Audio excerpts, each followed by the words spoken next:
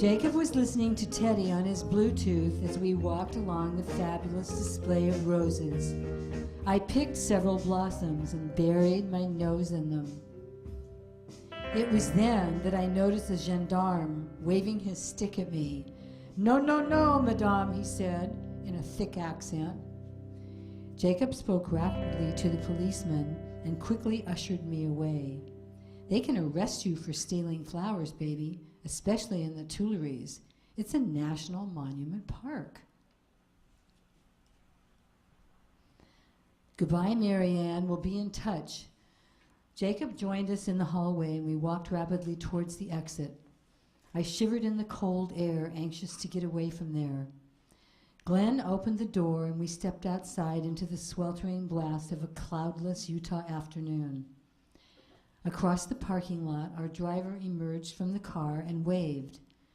We headed across the grass as Marianne's voice rang out behind us. "You won't get away with this, Jacob. Screw you and your terrible brother. Screw Kevin." A shot ran out, and we turned to watch her running toward us with a revolver in her hand. As if in slow motion, I noticed how every ounce of her body moved and jiggled as she ran, like an angry bowl of Jell-O. She stopped about 10 feet away and pointed the gun at Jacob. "You suck, you dirty bastard." She fired at him and missed, hitting a light pole behind us. Glenn pulled me to the ground as Jacob advanced on her. "Stop, Marianne, stop, before you..." The second shot hit him in the chest, and he went down. Glenn rolled over the top of me as the alarm sounded, and several people ran out of the building. They halted when they saw the gun, and Marianne turned to them for a minute before she advanced once more on Jacob. She walked around to his head and pointed the gun at his temple.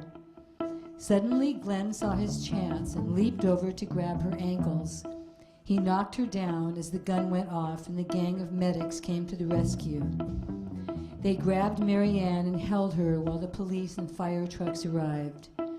She screamed bloody murder again and again, and her voice rang out in the quiet summer afternoon.